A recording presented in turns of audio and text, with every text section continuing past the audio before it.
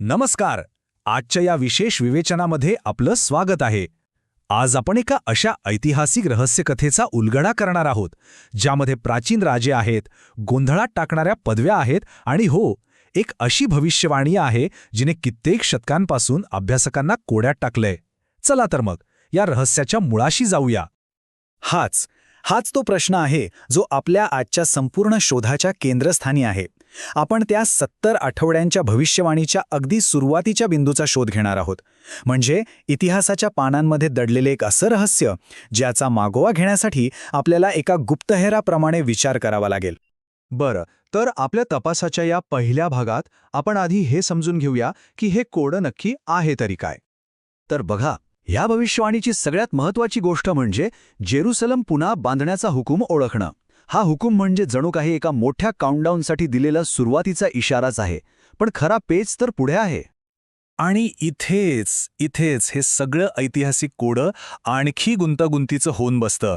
कारण पर्शियन राजांनी एकामागोमाग एक असे चक्क 4 वेगवेगळे हुकूम जारी केले होते. त्यामुळे नेमकं कोणत्या हुकुमामुळे ते भविष्यसूचक घड्याळ सुरू झालं हे शोधणं एक मोठं आव्हानच आहे. आता या हुकुमांचं विश्लेषण करण्याआधी आपल्याला या कथेतल्या मुख्य पात्रांना म्हणजे त्या पर्शियन राजांना नीट समजून घ्यावं लागेल. कारण इथे नावांपेक्षा त्यांच्या पदव्यांनी जास्त गोंधळ घातलाय. म्हणजे बघा, एक खूपच रंजक गोष्ट समोर येते. दार्यावेश किंवा अर्थहर्षद ही काही त्या राजांची मूळ नावं नव्हती, तर राजा किंवा महाराज यांसारख्या शाही पदव्या होत्या. आता यामुळे होतं काय की एकाच नावाचे अनेक राजे असल्याचा भास होतो आणि मग काळाची गणितं जुळवणं खूपच अवघड होऊन बसतं. चला या टाईमलाईनवर पटकन एक नजर टाकूया. यातून आपल्याला या कथेतील महत्त्वाच्या शासकांची एक स्पष्ट कल्पना येईल. दार्यावेश मेदीपासून ते अर्थशास्त्रत प्रथमपर्यंत याच राजांनी ते महत्त्वाचे हुकूम जारी केले होते ज्यांचा आपण शोध घेत आहोत. आता आपण आपल्या तपासातील पहिल्या काही पुराव्यांकडे वळूया. पहिले 2 हुकूम जे आहेत ते प्रामुख्याने मंदिराच्या पुनर्बांधणीवरच केंद्रित होते. इथे बघा, पहिला हुकूम राजा कोरेशने दिला होता. त्याने लोकांना परत जायची आणि मंदिर बांधायची परवानगी दिली. त्यानंतर काही वर्षांनी जेव्हा ते बांधकाम थांबलं तेव्हा दार्यावेश प्रथम याने ते पुन्हा सुरू करण्यासाठी दुसरा हुकूम दिला. म्हणजे या दोन्ही हुकुमांचा मुख्य उद्देश फक्त आणि फक्त त्या धार्मिक मंदिराची इमारत पुन्हा उभी करणं इतकाच होता. आणि हाच मुद्दा इथे खूप महत्त्वाचा आहे. भविष्यवाणीमध्ये जेरुसलेम शहर पुन्हा बांधण्याचा उल्लेख आहे, फक्त मंदिर पुन्हा बांधण्याचा नाही. त्यामुळे स्रोताच्या तर्काप्रमाणे जर पाहिलं तर हे पहिले 2 हुकूम या भविष्यवाणीची सुरुवात करणारे बिंदू असण्याची शक्यता खूपच कमी वाटते. तर मग आता आपण त्या हुकुमांकडे वळूया जे जास्त योग्य उमेदवार मानले जातात. का? कारण ते फक्त मंदिराशी संबंधित नाहीयेत, तर ते संपूर्ण शहराच्या पुनर्बांधणीबद्दल बोलतात. हे दोन्ही हुकूम राजा अर्थहर्षद प्रथम याने दिले होते. तिसऱ्या हुकुमात लोकांना परत जाऊन तिथे एक संपूर्ण प्रशासन व्यवस्था स्थापन करण्याची परवानगी दिली होती.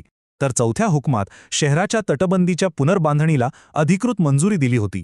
म्हणजे यांची व्याप्ती खूपच मोठी होती. आणि यातून तो फरक अगदी स्पष्ट दिसतो. एका बाजूला आहेत फक्त मंदिराच्या इमारतीवर लक्ष केंद्रित करणारे मर्यादित हुकूम आणि दुसऱ्या बाजूला आहेत संपूर्ण शहर, त्याची तटबंदी आणि त्याचं प्रशासन पुन्हा जिवंत करणारे व्यापक हुकूम.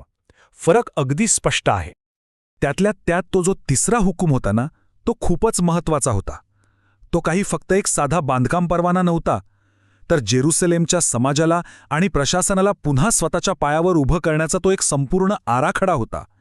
त्यात आर्थिक तरतुदींपासून ते अगदी कायदेशीर व्यवस्थेपर्यंत सगळ्या गोष्टींचा समावेश होता.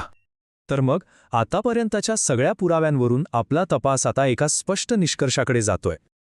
तर निष्कर्ष असा निघतो की अर्थहर्षद राजाने दिलेले तिसरा आणि चौथा हुकूम जे फक्त एका इमारतीपुरत्या मर्यादित नव्हते, तर संपूर्ण शहराच्या पुनर्बांधणीशी संबंधित होते, तेच या भविष्यवाणीचे खरे आरंभबिंदू असल्याची शक्यता सर्वाधिक आहे. आणि आता आपण या संपूर्ण विवेचनाच्या अंतिम आणि खरं सांगायचं तर अत्यंत महत्त्वपूर्ण टप्प्याकडे आलेलो आहोत. हे वाक्य थेट स्त्रोतांमधूनच घेतलेलं आहे.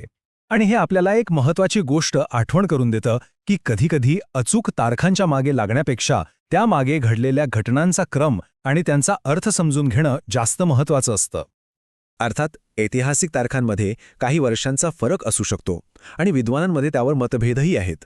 पण मुद्दा हाच आहे की त्या वादामध्ये अडकून पडण्याऐवजी ज्या घटना घडल्या त्यांच्या साखळीवर लक्ष केंद्रित केले पाहिजे, कारण ती घटनांची साखळी अगदी स्पष्ट आणि निस्संदिग्ध आहे. आणि हाच विचार आपल्याला करायला हवा. आपण अनेकदा तारखा आणि आकडेवारीच्या जंजाळात अडकून जातो, पण जर आपण त्या पलीकडे जाऊन घटनांच्या प्रवाहाकडे पाहण्यास सुरुवात केली तर कदाचित इतिहासाचे एक नवीन आणि अधिक अर्थपूर्ण चित्र आपल्यासमोर उभं राहू शकतं. जरा विचार करा यावर.